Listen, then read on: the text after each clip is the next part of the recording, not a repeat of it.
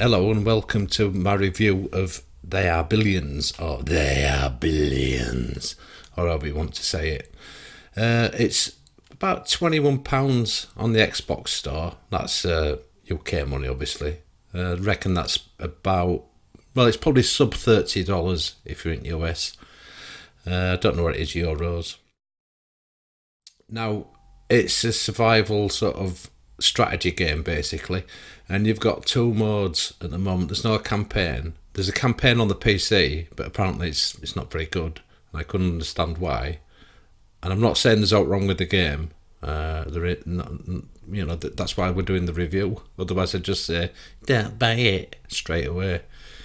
So you got new survival game or challenge of the week. Well, unfortunately, if I click on challenge of the week, it'll crash the game because I've just done it twice and tested it. I did do a challenge of the week, and I'll go to the score and show you. This is how many games I've had. In fact, I've had more than that. These just happen to be the top, the top few. Now,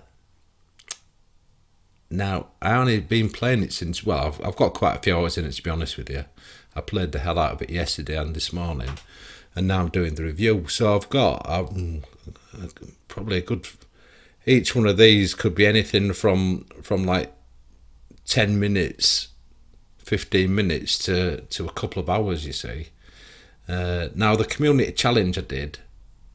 It's just one of the things. It's like this bit over here where it says challenge of the week. I'm hoping you can see where I'm waggling the cursor there. But if I think because I've done that now, for some reason it's making the game crash when I go back to it. But I reckon I've got easily over 15 hours now playing this game. So the first thing you need to know is if you've just got a controller, don't bother. Don't play this game. I don't think you're going to like it, and I think it's going to be horrific. I've not really even tried it with a controller because it's so bad. And you'll see why when we get in the game. It's not that the game's bad, it's just that the control method's bad. We'll go to the options. You've got full keyboard and mouse support, by the way, so I'll go to the options and walk you through these. So your game options it's fairly simple. Show visible alerts. Graphics, overscan 10%, no idea what that does, can't tell. Sounds, I've got the music right off. And all the other ones either 100% or down a little bit. So I've got this to how I like it. Now this ambient seems to play some sort of twangy, echoey guitar music along with the ambient noises. Now I don't like the twangy bits too much, but it's not that bad. But I tend to not have music on in my games. I like to hear just the game, if you know what I'm saying. So I just don't think they should have put any form of music in the ambient, but that's just my opinion. And typical PC style, you press apply to do it. Your help gives you game concepts, what your resources are. You can scroll all this down. The mouse wheel works as well. You can get away with playing this game just with a mouse. So if you don't have a keyboard, don't worry. But I definitely think you need a mouse.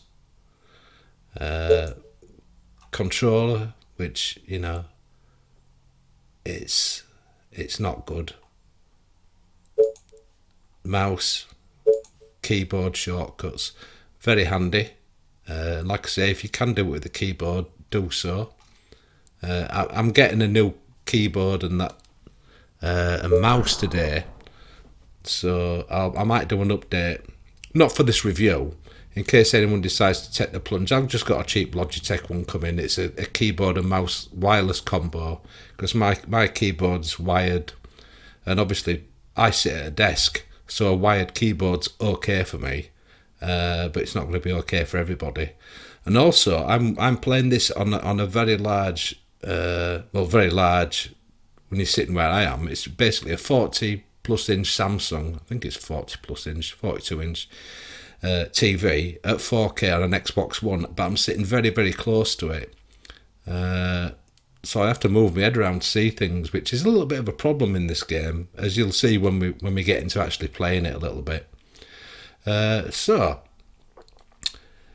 then click on that, obviously, So I'm going to continue my last game where I've got a bit of a colony going, and I'll just walk you through it. I'm not gonna have any spoilers in this, because I think the main fun of playing these type of games is that basically you sort of learn as you're playing. Before I finish, hopefully, you can only start on one map, and I've actually forgotten to sort of show you that process. So this game I'm playing, it's literally all them games that you've seen that I've failed on. Most of them have been basically in the very easiest mode that you can possibly have. So, can you hear the ambient music? The guitar twanging. The rest of the effects are all right. It's just that I don't really like that. So I've got the game paused at the moment. I'll just walk you through the basics. Now you can see that the cursor's moving about. That is the control that you have with the. Now I'm using the Xbox controller to move the cursor around, and that's basically it. So you have to move the cursor around. I'm going to have to pick my control up to do this. You can do the things with the map, move it left and right. That's very handy. That's very nice. You can zoom in and out with the triggers. You again. This is the only view that you get. You can't turn the map around, which can be a little bit problematic. You know, so I can't spin it round and get another isometric viewpoint from it. All I can do is zoom in and out. So, oops, I've got it right up there. So that's it, zoomed in maximum. I'm using the controller at the moment to do this. So you can see the graphics are alright. They're a bit cartoony, aren't they? The wolf howling in the background. You can see what buildings I've got, and you choose the buildings from this menu down here. You're going to have to follow the mouse button basically, so it's going to be difficult if you're watching this on a phone. So you go to your command center, and now I can build houses, or tents in this case, resource centers, so fishermen for for catching fish, which is food. It's just counted as a food unit basically. So I can put one there, and it is going to collect 14 foods, and the food's down here. So it's your typical real-time strategy game, guns and butter thing. There's other things you have to do. If you look at the squares, you can see the square. There's a grid there. That's only visible when you press the when you put in a unit down. A building down. But if you've got the keyboard, I can press E, and I can highlight the. That's where I've got sort of like a sphere of influence, and I can't build outside that sphere of influence. So I can't build up there where that red box is. I can build within it, and that's basically it. Now I'm not going to put you into the finer points of it because that's half the fun, isn't it? Learning these things. So what's going to happen? What happens in this game is you build a colony up, and the undead start shambling towards you in sporadic waves, depending on your level of difficulty, and you've got to defend yourself from it. But as I'll show you right at the end, how quickly you can lose everything, because I don't know how this game's going to go. Like I said, because I got specific save points, so I've got to rely on something that I've recorded earlier, and I'll show you right at the end of the video about what can happen when the horde actually gets into a base that you've just worked for like 2 or 3 hours to build up, and how quickly you lose it. But that's the game mechanic, and that's how the game is. I've had a lot of fun doing it, and it's also frustrating. The other thing is, all them games is, and I'm on the easiest, I still haven't won. And down here you've got your counter. I've got to survive to 150 days, and when you start it clicking, you can see you're going hour by hour. Now that voice building completed. It gets a little bit annoying, but you actually need that, because when the undead horde turns up, or just one turns up, because this isometric viewpoint, they can be hiding behind, I don't know, for argument's sake, you build walls in different directions, and depending on camera angle, like you can see right here, if someone's in that little corner there, you're not going to see them. So if you've got your wall configured in that sort of a condition, where you've got a right angle like that, you're not going to be able to see the undead. So what you do is you look on your minimap down here at the left, and you can actually click on your minimap. You can right click on your minimap, sorry, left click on your minimap and move that about. And what I found useful, this is quite a good tip that I'll give you, it won't really affect the gameplay, it'll just take a bit of the frustration out of it. You have to zoom right in like that to actually try and identify where your walls are getting attacked, because I've had a lot of difficulty. In fact, I've lost games because I hadn't actually clearly and quickly identified where the actual threat is, and that it happens so fast. In fact, for me, it's a little bit too quick, and there's no way of slowing it down. The game's got a certain speed that it runs at, and it's easy at the beginning. You know, we don't have many units and much screen to look after. But as the game goes on, you expand your base out, and you get more and more buildings, more and more units. It's more and more cluttered, and then something turns up, and you can't. There's a view range issue with it, really. If you've got a wall, it doesn't tell you. You can't see past your wall unless there's a unit there. This sounds strange, but you can see there's a lighter area there where the people are, and then you go up to this sort of area and it starts getting duller. But the whole map's quite dingy. This is units, like army units, and you can see there's. Oh, they're not moving because I've got it. You can right click to move them, which makes it a lot easier. And if you don't right click to move them, what you'd have to do is you'd select your unit and have to get them to move. So this is what you'd have to do with the controller. You'd have to select this. So you'd have to click on them and then select move, and then get them to move like that with the controller. Whereas with the mouse you can just select them and then right click and they'll move. And the whole game's like that, which is why the mouse is the best option, and mouse and keyboard rather is the best option. The second best option is just a mouse, and I would say that because you need to react quickly, you're not going to have the accuracy or the patience to sort of get the cursor to move down to here with your controller, or down to one of these other boxes, then move it across here, then move it back up here to tell your unit where to go. It's very laborious and very slow, and by the time that's happened, you'll be, well, not only will you be frustrated, but you're probably going to have lost the game yet again. Let's see if there's something else to cover. There's different things. I don't really want to go too far. You get different mares that you can have, and they can give you a specific technology. Because this game, it looks quite simple, but it's actually pretty complicated and pretty deep.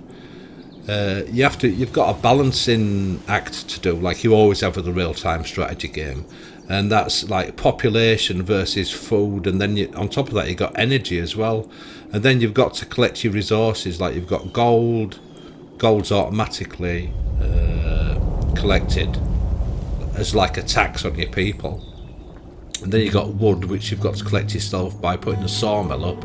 So I've got a sawmill there and a sawmill there, so they're collecting wood. There's a mine here collecting stone there, and then you've got these things, they're called Tesla towers. I'll just quickly show you that. So you've got Tesla towers and you've got windmills. Windmills provide you with energy, like electricity. And your Tesla towers, they change your sphere of influence, or rather your energy grid.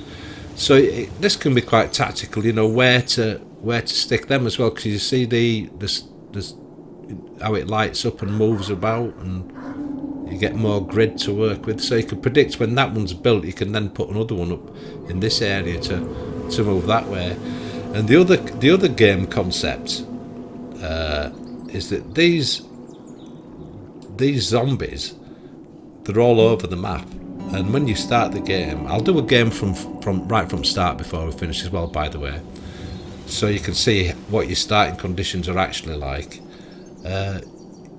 You have to explore everything basically. So I've had units all around this bit exploring them, which again is typical real-time strategy game thing. I'll just unpause it so you can see these. And there's some zombies there. Great. Units So under attack. they'll just keep chasing. Gotcha. And I've worked out that, you know, you just got to keep running away from them Are you sure? and kill them.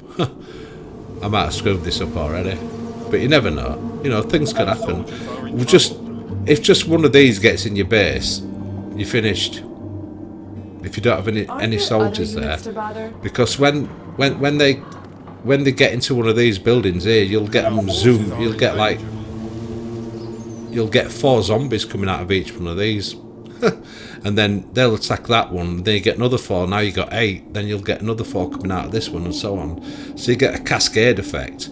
So it might start off a little bit slow here, but if I had these units where these units are here and the zombies here, the likelihood that by the time I get these units, which are my fastest units, down to here, I'll be in danger of losing that tent, and that'd pretty much be game over, because they'd then cascade down here before I could kill them, and pretty soon my base would be gone. I'll show you an example of that when it finishes, because I'm not gonna, if I get this base up and running into a point where it's more interesting and things are going to be happening, you'll be sat here for like an hour just listen to me droning on about rubbish, which I'm not going to do. I want to stick on topic, so I'm not going to go off on a tangent like the tangent I just went off on. And also you can see strategically you got little choke points, so if I want to build a stone wall, I can just draw it along here like that. No, sorry, that's a wood wall, not a stone wall. You have to research your technology basically. So all my technology at the moment is basically wood based. So if I want to say, you go to this this is the only tip I'm really going to give you. Under industry and trade, these are greyed out, I can't do them at the moment, and it tells me that I need 40 wood to make a warehouse. That just ups my resources. Or I can build this wood workshop, which I can do now. I've got enough workers, I've got enough energy, I've got enough wood, and I've got enough gold. So if I build that here, and also there's lots of reasons to have buildings in specific places as well, which I'm not going to go into it, because it'll ruin it. I think it'll ruin game for you. You know, I'm sure plenty of people will put strategy guides on there. I just want to stick to reviewing it. When this building is built, I can then use resources to research new technologies, and that's basically how it goes. I haven't got a soldier centre yet, which is where you're making military units. They can also be upgraded as well. So everything can actually be upgraded. These houses at the moment, they'll house, I think it's 4 workers, and then you can once you get the stone technology, you can upgrade them to cottages, which have 8, and that's basically how the upgrade system works for quite a lot of things, you know. It's a little bit like, if you ever played Age of Empires, it's a little bit like that. And it's also a little bit like Command and Conquer from the 90s. Especially when if you listen to this, you know, listen to little comments all the time. Every time you move them, they make a comment that's, Building complete. you know, it can get a bit wearing. Order, you pay. Yeah. Are you sure? No, that's very reminiscent of the Command and Conquer days. If you ever played them games, that was the start of real-time strategy games, I think, on the PC a long time ago, back in the 90s, I think that was. Used to enjoy them games, and this is a very, very similar concept where you've got this isometric 3D, and when you've got units, Yeah. I'll stick them behind here. And bearing in mind, because our people are lit up, the zombies aren't lit up. So if there's nobody near, the map's a lot darker than that, and the zombies are dark, and you can't flipping see them. You can see there's four units there, but you can't see them behind that wall without zooming in. So if I zoom in, it's a lot easier to see. There's some nice details on it, but look how cartoonic graphics are, and I don't think there's aught wrong with that. But the detail is there, but when you're playing it, you want to be out here, so you've got a bigger strategic overview. But like I said, you can just click on the mini-map over here. And that's basically it, really. I mean, you can see what this game's like. This is the only map I've played on, so I can't comment on the other ones, because I've got to beat this map before I can play on the next one. And that could be a bit of a problem for some people. I can be a bit impatient. What? Okay. But I would like this game to actually run a little bit slower. I'd have the option to slow it down a bit. Sounds interesting. It could be worse. I've noticed that they've done that a lot on this generation of games, is where you're not getting proper save points. They've done it they did it on Stellaris, where you couldn't have. What I used to like to do is I'd start a game, because you're learning, aren't you? So you need to try different strategies, and you can do these what if things. If you can have a save game and then think, right, I've got that saved, that's my game number one, I can now carry on, and if aught goes wrong, I can go back to that one, so I don't have to do it first, all this boring stuff in first sort of half an hour or whatever every time that you play. Because every time you load these games, the map's different. It's like there's a random element, you see. And this is map number one, but every time you play it, from what I've seen, it seems to be different every single time. I mean, I may be wrong, but because I've been really concentrating on getting my strategies right, and getting the buildings right, and doing the tech, and doing this, that, and the other. See, when you want your resources, you've got other patches. You've got, like, here there's patches of metal here, stone there, and sometimes you can put like you could put something here, like I can't build one, I need more workers. But you'd put the quarry there, and it'll mine the stone and the iron, because some of the units you need iron for. Hang on, I'll just zoom in. These have got bow and arrows as the weapon. This guy's supposed to have a powerful submachine gun, but it just sounds like a rifle. But that's beside the point. Ah, there we are. I was waiting for that. Controller disconnected. So now I've got to press my Xbox button, and now I've got to wait for that to come on. And why ain't it doing it? Come on, yeah. And now go back to game. See, I forgot to. All I had to do is touch the controller, but you get so enthralled in the game, it doesn't happen. But as you look around the map, you can see there's definite choke points that I could just build a wall across here with a gate in it, and that'll be fairly secure. And it gives you time to get your units there before the zombies basically overwhelm you, which will happen very, very quickly, as I've said. And like I said, what I'm going to do is I'm going to quit this in a minute and show you the starting conditions. Just give you a little bit more idea, and the video will basically end with me doing showing you what happens when it all goes horrifically wrong, which will be a bit more interesting for you, but that'll be right at the end. So I'm gonna quit out of this. That's my current game. And wouldn't it be nice to just rename it and play it again, but you can't, because they've decided the game's hard, Iron Man mode. So if I go, I'm not going to Challenge of the Week, So I go to new survival game. I've got, you put a name in, which is, oh no, okay, I've got to put another one in. Oh, yeah, I'll just do another one. I'll just put, oh come on. Oh yeah, you've got to use the controller. Oh come on. What the hell's going on with this?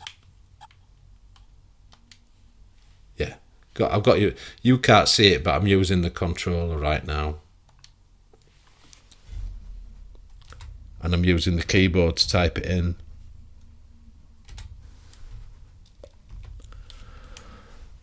Alright, and now I can press OK and it'll just go to it.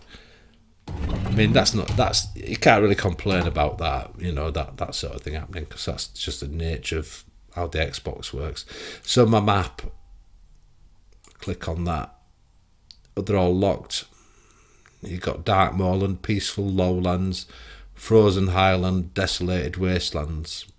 Then you've got 150 days easy, so that's how long you've got to survive. 120 days accessible. To win the game, you have to create a colony and stay alive for the duration of the game. The hordes of the infected are the same regardless of the duration selected. You know, so make of that what you will. You'd think that surviving shorter would be easier, wouldn't it? But obviously it's not. Now, this is your infected population. This is how many sort of zombies there are. I tried it on the easy rather, where you get a 10% score factor, and I basically got my butt kicked. But I thought that's where I went when I started the game, and then after about 5 or 6 attempts and getting literally nowhere quick, I dropped it to that one. But I mean, I can't imagine it on Nightmare, and even on Nightmare. You know, it only gives you on the so-called 150 days easy, but there you can go up to 520%, 100, you know, to 280%. I mean, obviously, at some stage, I'm going to try it on these, just for the wheeze, to see how it is. But I mean, I've got 3%, so I'm going to start the game. And refactoring misfortune. They always come up with these little comments, don't they? I think I guess it's sort of amusing, isn't it? The first couple of times you watch it. So this is your start. This is your start. You can also, with the keyboard, I can't remember how to do it. You can remove this. Remove the this command bar at the bottom. So we're 3 hours into it already. See how quickly the time's gone up. What? So we've got. Gotcha. Oh, the other thing, this is very good. But this is again another keyboard thing. You can select all your units or combination units, and on the keyboard, if I press Control and 1, it's put them into a control group here. And you might think, oh well, big deal. But when you're fully zoomed out and you've got a big base and it's really busy, which you'll see later, I got a fairly big base and it's really busy. Units are very hard to see because it gets very, very crowded, and you're thinking, where's my soldiers? And you can see on your mini-map that something's happening, and you need to get your soldiers there real quick. So you don't want to be searching map for them, because when they're not highlighted green, they're even harder to see, because you've got members of the public or population milling about doing things, you see. While you're like this, it's quite simple. And the other thing, you can set these on automatic. So I've set them on chase mode, and they'll just move around and they'll go find zombies themselves, and they'll also explore the map. There's buildings you can capture as well. Like that, you can capture that building. But you have to get your energy up to it, you know, using them Tesla towers. See, this lot are just basically kicking some backside. You know, you can lose them. You can lose your guys though if you're not careful. So I wouldn't advise you doing this straight away at the beginning of the game. I've done it a few times and it didn't go well, because some of the zombies, like you got some running at them. Oops, you got some running at them there. see the ones running. Then you have the shambling ones, and there's some big ones. You know, typical zombie sort of fantasy stuff. You know, the great big ones that spew stuff.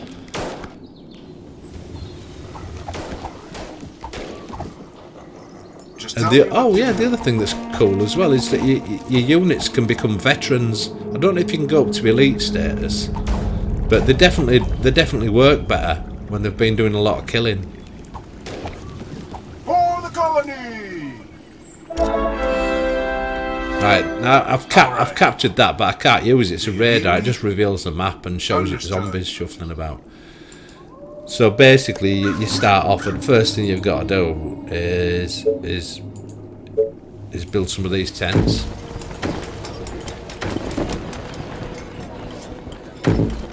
So this is always your early gameplay, you know. And then I'll go, if I've got resources, I'll build either food, which is a fisherman's thing. You need water for that, or a hunter's cottage. But first thing I'll do is I'll go to sawmill. If when you're putting your sawmill down or anything, you can see it's got a number associated with there. It says 13, 14. Oh, that'll be handy. Quarry workers needed -2. There's always a little bonus, so that'll be very handy. 11, 13, 1. So that's the amount of when I click on that and that gets built. That'll provide 13 wood every time it empties. And it'll be the same with the. I can't do a quarry yet. But here's some food. A hunter's cottage. Now on like grassland, it'll make 10 or 12. You know, if every square can be used. I can't build it there because I don't have like the influence of the Tesla tower. So there it'd be 12, but if you put it near forest, it's a lot better. So if it's a mixture of forest and grassland. See, if you could actually get middle of forest, it'd be 22, but you can't. Building completed. I mean, I think the resources seem to dwindle away, you know. So if you're using them for blocking, and you've got a sawmill there, I think eventually. But I haven't survived long enough to really find out. I think if it's like other strategy games, the resources will become less in these areas where you've been, you know, collecting all the lumber. I think that's basically it. I think it's basically time to show you what happens when it all goes horrifically wrong. Because you can probably tell straight away. Some people have been turned straight off about how the game plays and how slow it is or how fast it is. Other people have been turned off because you can't use control and they don't want to bother with the mouse and the keyboard. It's a very old-fashioned strategy game and it's got a lot of depth to it. And it's fairly cheap. It's a budget title, isn't it? £21 or less than $30. And I think if you're this way inclined, you're going to get a lot of gameplay out of it. It can be frustrating, and you've got to be willing to learn. That's it basically. So I'm gonna. Yeah, there you go. I'm going to show you the other bits. As I said, I'll show you the end. Get slaughtered, and how quick it is. I got quite a decent base here. This is a lot of hours in this. You know, a good, I don't know, 2.5, 3 hours possibly into this. Because I paused it a few times. You can see there where the cursor is. I'm hoping you can see the infected there. Now my guys just ain't got there fast enough. I should have had better defence really. I've got some sort of electrify thing and it's just not enough. You see how you get like it just cascades, and it just once this starts, there's no stopping it at all. Well, not with the amount of troops I've got. I don't know what you'd need. You'd need a lot more than that, because you get to build static defences and all kinds of things. I'm pretty sure you can see from this whether it's kind of game for you. I'm finding it quite challenging at the moment. Possibly too challenging. You know, you might get fed up. Depends what kind of play you are, doesn't it? But you can see what's going on here. Yeah. And here I get a controller disconnect, you see. Right at a crucial point. I'm not using controller, I'm using the mouse and the keyboard, but it stops the game right at a crucial point. Like here. And there's no way to stop that from happening. So you can't see it, but I'm fiddling about getting the controller reconnected. And here, now I've got my soldiers just standing there in that farmer's field, and I've selected them, but it's too late.